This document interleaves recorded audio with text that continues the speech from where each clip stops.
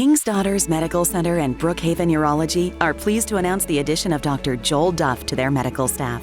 Dr. Duff specializes in general urology, kidney stones, men's and women's urological health, and diagnosing and treating urologic cancers. Don't let these health issues restrict your lifestyle and keep you from enjoying life with your family and friends. Dr. Duff and the staff at Brookhaven Urology are here to serve your needs. To make your appointment, call 601-833-5713 today. Back to work after the bye weekend, so we're back to normal schedule. Monday practice today. Got a head start last week with some stuff, so that part's good, and we'll just keep watching. This opponent's played really well at times this year, and I think has some really good players, and gives some people some problems up front with a lot of different movements and stunts, and some really good rushers on third down. So we're gonna have to play really well. Question for Coach.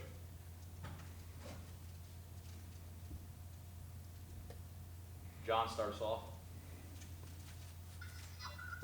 Lane, I know you mentioned a little bit there, but how was the bye week? What were you up to? Did you do anything? And how was it to kind of have a week off? Well, it's just a weekend. We guys had to come back last night, so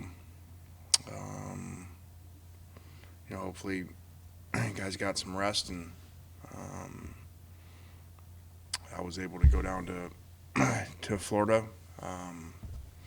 but the weather didn't cooperate very well, so 8-foot seas, doesn't let you go fishing. So, but got some rest and ready to come back to work.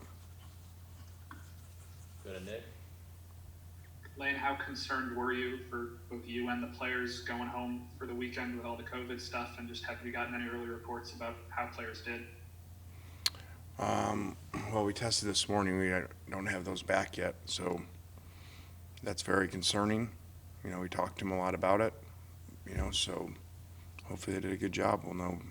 I think the tests usually come back the same day. Parrish, go ahead.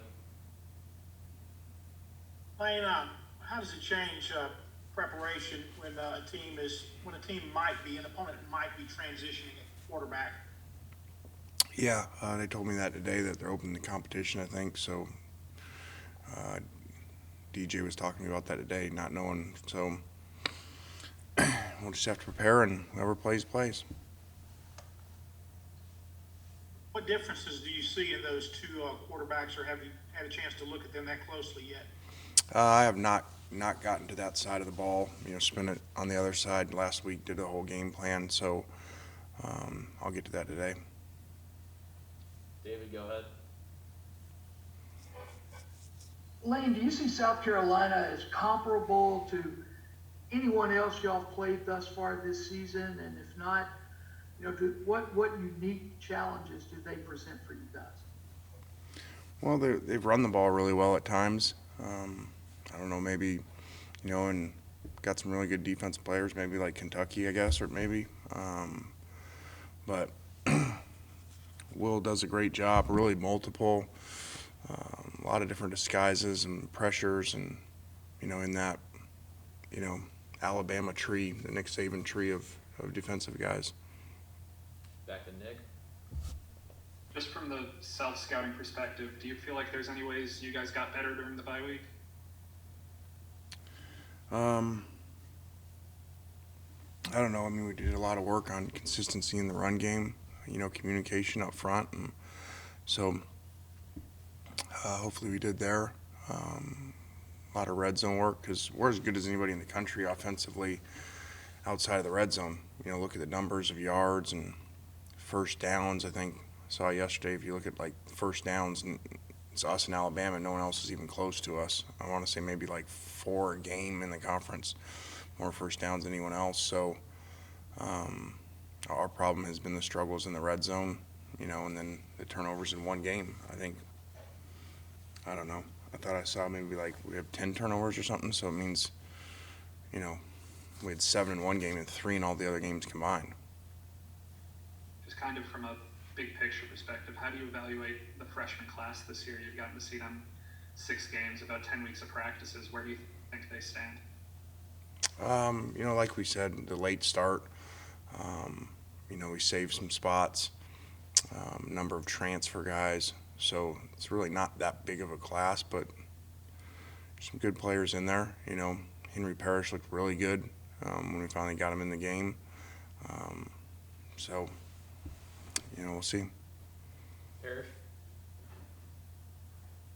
Lane, just looking at South Carolina scores, they looked a lot more competitive earlier in the season. In the last 2 games have been a dramatic shift. Is there anything you've seen in them that would lead you to believe what's going on there? I don't know that. I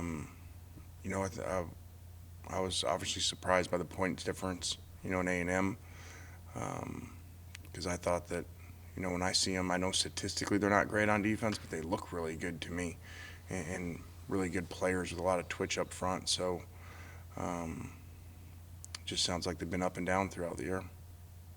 And I think somebody said, safety was out with COVID this week or something like that. So, maybe it's been some injuries and COVID cases also. Go ahead, John. I know you talked about him, obviously, last week a little bit too, but just kind of talk about Elijah in the sense of, obviously, you've been a coach for a while. How does he kind of compare to other players you've coached at that position? How much does he open up the offense, and what have you kind of seen from him lately that's kind of helped you guys out? Well, we really haven't had, no offense to anybody, but a really, unique slot. We've usually had, kind of bigger receivers for the most part, more traditional outside guys, of the great ones, and, all the way back to Mike Williams, top 10 pick, and Mari Cooper, and, the different guys along the ways. But, this is a first-round slot. I would say, I didn't coach him, but he kind of reminds me of, the Carolina Steve Smith. Just the stop and start, the ability, he's so explosive, and a great route runner. So even though I didn't have him, that would probably be what I would compare him to. Go ahead, David. Yeah, Lane, did the bye week give you guys an opportunity to work maybe a little out of the ordinary on the field goal PAT game, and just where does all that stand right now? We let both guys kick and kind of open it up. So we'll know more in the next couple of days. But it's just been a kicker issue to me. It's not been like protection. So he's just got to do a better job. Go to Yancey. Normal bye week, you're out on the road recruiting. This week, obviously, with the COVID, you're not able to do that. Just how much are you able to put on the game field during this senior season, evaluating how they're doing game by game versus seeing them in person? It's very difficult. It's even more difficult because some kids aren't playing at all. So, I just watched a kid today, and you got no new information, and maybe an eval says, hey, we like this kid, but, let's look at his senior film, because he's right there, on the bubble. So, very difficult. When it comes to cooking meals, drying clothes, heating water, and my home, nothing beats natural gas from CenterPoint Energy. It's my most affordable energy option. It costs less to use than electricity, propane, and heating oil. So if you already have natural gas, keep it. If you're replacing an appliance, choose it. Natural gas, your best choice. Safe and affordable, rest assured. For more on the benefits of a natural gas home, visit centerpointenergy.com/natural gas benefits. CenterPoint Energy, always there.